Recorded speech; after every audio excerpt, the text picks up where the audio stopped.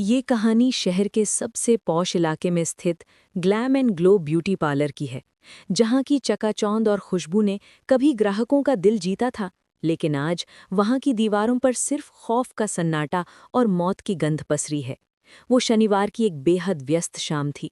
चांदनी चौक का मुख्य बाजार अपनी पूरी रफ्तार में था।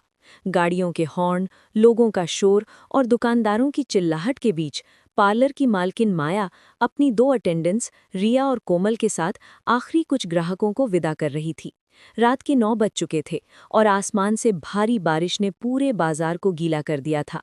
माया ने थके हुए लहजे में शटर आधा गिराने का इशारा किया, तभी अचानक एक ठंडी हवा का झोंका पार्लर के भीतर घुसा, जिससे वहां लगे कीमती झूमर आपस में टकराकर किसी रोते हुए बच्चे जैसी आवाज करने लगे। दरवाजे की घंटी बजी और एक औरत अंदर दाखिल हुई। उसने सिर से पैर तक एक पुरानी, मैली और काली रेशमी साड़ी लपेट रखी थी। उसका चेहरा एक लंबे घूंघट के पीछे छिपा था, लेकिन उसके हाथों की उंगलियां इतनी लंबी और पीली थीं कि उन्हें देखकर रिया के रोंगटे खड़े हो गए। उस औरत के चलते ही पूरे पार्लर में एक ऐसी गंध फैल गई जैसे बरसों से बंद किसी पुरानी कब्र को खोल दिया गया हो। माया ने झिझकते हुए कहा कि वे बंद कर रहे हैं, लेकिन उस औरत की आवाज़ किसी फटे हुए पुराने रेडियो की तरह गूंजी, मुझे आज ही तैयार होना है, मेरी शादी है। उसकी आवाज़ में एक अजीब सा आकर्षण और उतना ही भयानक डर था कि माया चाहकर भी उसे मना नहीं कर पाई। जैसे ही वो औरत फेशियल चेयर पर बैठी, पार्लर का तापमान अचानक गिर गया। शीशों पर ऐसी धुंध जमने लगी जैसे बाहर बर्फ गिर रही हो। कोमल ने जैसे ही उस औरत के चेहरे से घूंघट हटाया, उसकी चीख उसके गले में ही फंस गई। चेहरा पूरी तरह सफ़ेद राख जैसा था। आंखें धसी हुईं और पुतलियां बिल्कुल गायब थीं, सिर्फ सफ़ेद गोला बचा था। सबसे विभत्स बात यह थी कि उसके गालों की खाल जगह जगह से फटी हुई थी और उसमें से कोई काला गाढ़ा तरल टपक रहा था। माया और रिया डर के मारे जम गए, लेकिन वो औरत स्थिर बैठी रही।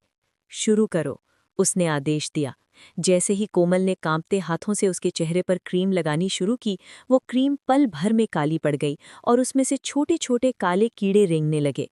कोमल ने पीछे हटने की कोशिश की, लेकिन उस औरत, जो अब एक चुड़ैल का रूप ले चुकी थी, ने अपना हाथ बिजली की फुर्ती से उठाया और कोमल की गर्दन दबोच ली। उसके नाखून कोमल के मांस में ऐसे धंस गए जैसे गरम चाकू मक्खन में। रिया चीखते हुए दरवाजे की तरफ भागी, लेकिन कांच का भारी दरवाज़ा खुद ब खुद लॉक हो गया और उस पर खून के निशान उभरने लगे। पार्लर की सारी लाइटें जोर जोर से टिमटिमाने लगीं और अचानक एक धमाके के साथ फूट गईं। अब वहां सिर्फ इमरजेंसी लाइट की लाल रोशनी बची थी, जिसमें वो चुड़ैल और भी डरावनी लग रही थी। वो अपनी कुर्सी से उठी और उसकी लंबाई अचानक छत तक पहुंच गई। उसके पैर पीछे की ओर मुड़ गए और उसकी पीठ से कड़कड़ाने की आवाज़ें आने लगीं, जैसे हड्डियां टूट रही हों। तुम लोग खूबसूरती बेचते हो ना, आज मुझे देखो। वो चुड़ैल जोर से हंसी और उसकी हंसी से पार्लर के सारे शीशे एक साथ चकनाचूर हो गए। शीशे के टुकड़े उड़कर रिया और माया के जिस्म में धंस गए। कोमल का शरीर अब बेजान होकर फर्श पर गिर चुका था। उसकी आंखें खौफ से बाहर निकली हुई थीं। माया ने कैंची उठाकर खुद को बचाने की कोशिश की, लेकिन चुड़ैल ने अपनी लंबी जीभ बाहर निकाली, जो किसी सांप की तरह दोमुही और काली थी, और माया के हाथ से कैंची छीनकर उसे हवा में लटका दिया। रिया कोनों में छिपने की कोशिश कर रही थी, लेकिन दीवारों से काले हाथ निकलकर उसे जकड़ने लगे। उस रात उस बंद पार्लर के अंदर जो हुआ, उसकी कल्पना मात्र से रूह कांप जाती है। वो चुड़ैल एक एक करके उनकी खाल उतारने लगी, ये कहते हुए कि उसे अपनी शादी के लिए एक नया चेहरा चाहिए। उनकी चीखें बाहर के शोर और बारिश में दब कर रह गईं। अगली सुबह जब बाजार खुला तो लोग हैरान थे कि ग्लैम एंड ग्लो का शटर अभी तक बंद क्यों है। जब पुलिस ने उसे तोड़ा तो अंदर का मंजर देखकर सबसे साहसी अफसर ने भी अपनी आंखें बंद कर लीं। माया, रिया और कोमल के शरीर उन कुर्सियों पर इस तरह सजे थे जैसे वे पुतले हों, लेकिन उनके चेहरों की खाल पूरी तरह गायब थी। पूरे पार्लर की दीवारों पर खून से अजीबो-गरीब तांत्रिक निशान बने थे। सबसे डरावनी बात यह थी कि सीसीटीवी फुटेज में सिर्फ माया, कोमल और रिया खुद ब खुद हवा में उछलती और मरती दिख रही थीं। वो बिन बुलाई ग्राहक कैमरे में कहीं नहीं थी। आज सालों बीत गए हैं, वो पूरी मार्केट गुलजार है, लेकिन वो दुकान आज भी बंद है। लोग कहते हैं कि आधी रात को उस बंद दुकान के भीतर से आज भी क्रीम की खुशबू और औरतों के सिसकने की आवाज़ें आती हैं। उस व्यस्त बाजार की चमक दमक के बीच वो काली दुकान एक ऐसी कड़वी सच्चाई है जिसे शहर भूलना तो चाहता है, पर भूल नहीं पाता। उस खौफनाक रात की कहानी यहीं खत्म नहीं हुई, बल्कि उस बंद शटर के पीछे का सन्नाटा अब पूरे बाजार के लिए एक अनसुलझी पहेली बन चुका था। जैसे ही पुलिस ने उन तीनों बेजान शरीरों को बाहर निकाला, पूरा चांदनी चौक सन रह गया। माया, रिया और कोमल के चेहरों पर मांस का एक कतरा भी नहीं बचा था, मानो किसी ने बहुत ही सफाई से उनकी खाल उतार ली हो। उस दिन के बाद से ग्लैम एंड ग्लो पार्लर कभी नहीं खुला, लेकिन बाजार के दुकानदारों का कहना है कि असली दहशत तो अब शुरू हुई है। अक्सर रात के 9:30 बजते ही जब बाजार की लाइटें कम होने लगती हैं, उस बंद दुकान के भीतर से कैंची चलने की खच खच की आवाज़ साफ सुनाई देती है। पास के चाय वाले ने एक बार कसम खाकर बताया था कि इसने बंद शटर के नीचे से गुलाबी रंग का फेशियल पानी बहते देखा है, जिसमें ताज़ा खून की लकीरें मिली होती हैं। दहशत का मंजर तब और गहरा हो गया जब पड़ोस की साड़ी दुकान के मालिक ने एक रात रुककर अपनी दुकान का हिसाब किया। उसने सुना कि बगल वाले बंद पार्लर के भीतर कोई जोर जोर से रो रहा है और कह रहा है, मेरा मेकअप अभी भी अधूरा है। ये आवाज़ बिल्कुल माया की थी, लेकिन उसमें एक अजीब सा भारीपन और गूंज थी जो किसी इंसान की नहीं हो सकती। कहते हैं कि उस चुड़ैल ने सिर्फ उन तीनों की जान नहीं ली, बल्कि उनकी रूहों को भी उसी पार्लर के टूटे हुए शीशों में कैद कर लिया।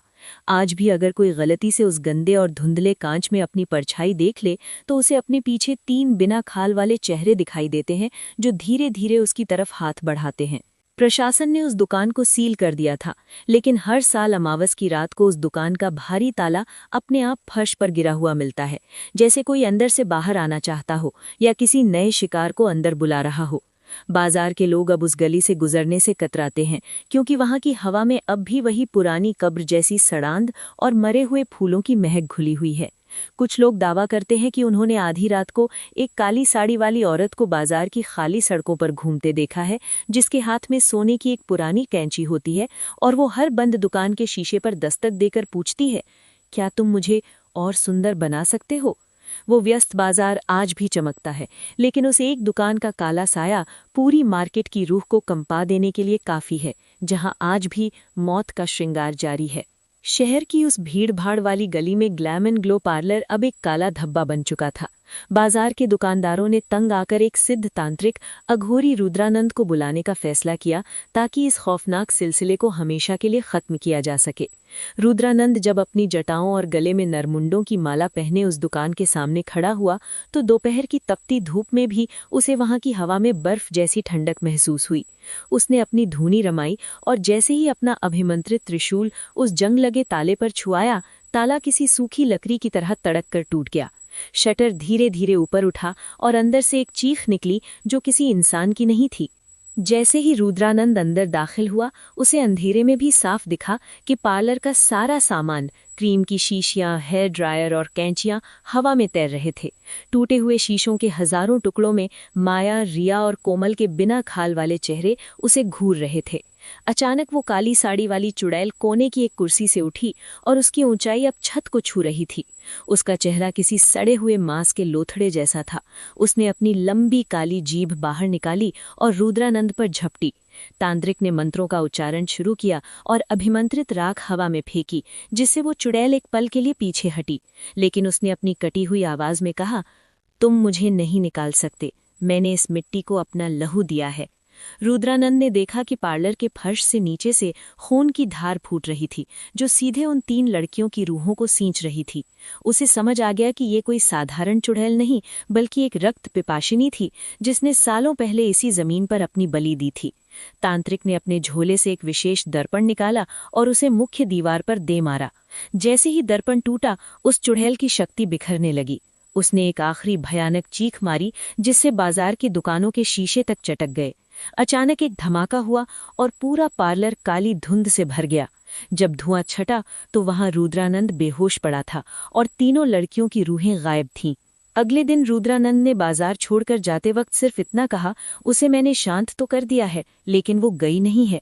वो अब भी इस दुकान की ईंटों में कैद है। आज भी वो दुकान उसी व्यस्त बाजार के बीचों बीच पूरी तरह ईंटों से चुनवा दी गई है। वहां कोई शटर नहीं, कोई खिड़की नहीं, बस एक ठोस दीवार है। लेकिन कहते हैं कि कभी कभी उन ईंटों के बीच की दरारों से रात को मेकअप पाउडर जैसा सफेद धुआं बाहर निकलता है और पास से गुजरने वालों को फुसफुसाहट सुनाई देती है। क्या मैं अब सुंदर लग रही हूँ? आज भी उस दीवार के पास खड़ा होना मौत को दावत देने जैसा है।